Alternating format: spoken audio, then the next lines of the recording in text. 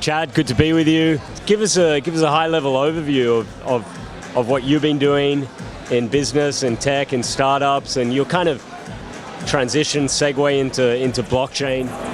Yeah, well, it started, I think, 22 years ago in 1996. I was an entrepreneur doing a lot of stuff, and that's when we knew the internet was coming around, so we started acquiring URLs, domain names, and pretty much been full-time in that market.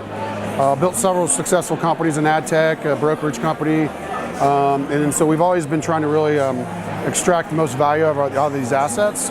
And so, and there's new technology that's come along that always reinvigorates assets.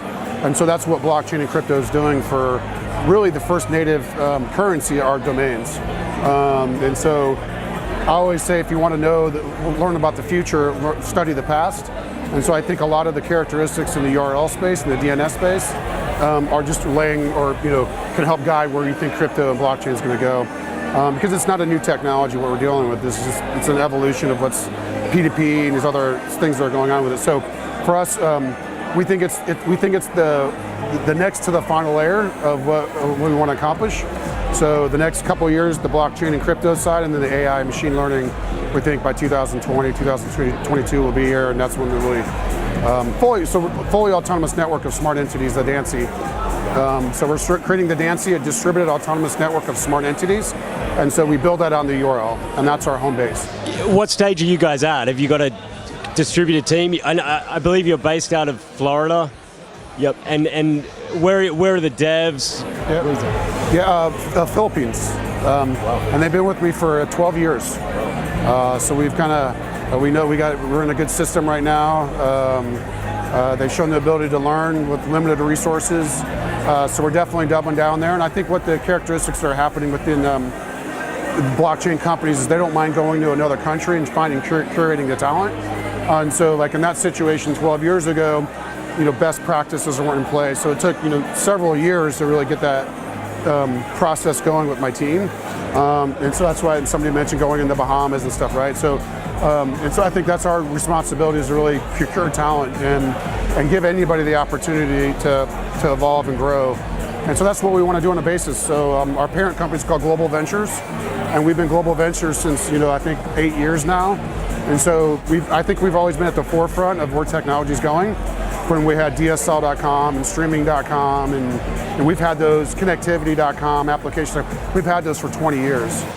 At a high level, how are you guys going to create, using machine learning and AI, to kind of create this concept where these organizations can almost run themselves? Yep.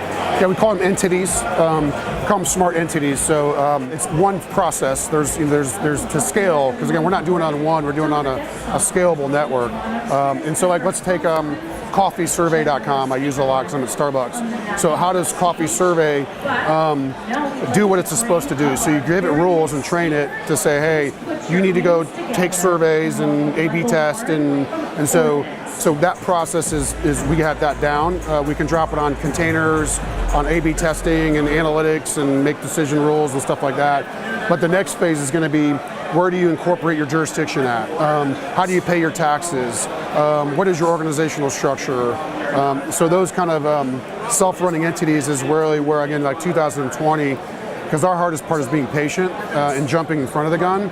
We've been through that many a times with mobile P2P systems in 1998 we were trying to do. So we were really trying to work on P2P systems really early, and so the technology, if you're trying to build it, it's really hard.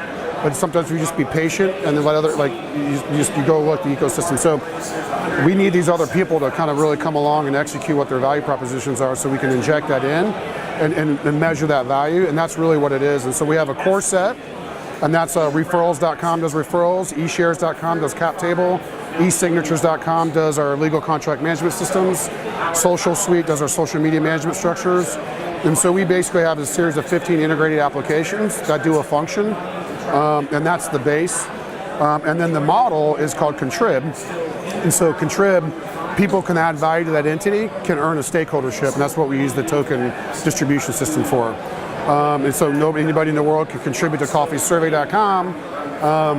if we like the contribution, we accept it, we put that on, we log it in, it's all 100% transparent, and that transaction gets logged on the chain, so you know that if you contributed value to Coffee Survey, you know you will show you, right? Because a lot of people, they don't tell you how much they make in your, it's not, so we want to open that up and really bring the business from the back end to the front end. So it's part process, part systems, part integration. How can people kind of keep an eye on what you guys are doing, maybe follow you guys? Or Crypto.contrib.com. That's where we're there. And then our operating system is VNOC, VNOC.com. Great talking to you, man. Thanks for your time, Thank you, Chad. Jesse. We'll see you, man.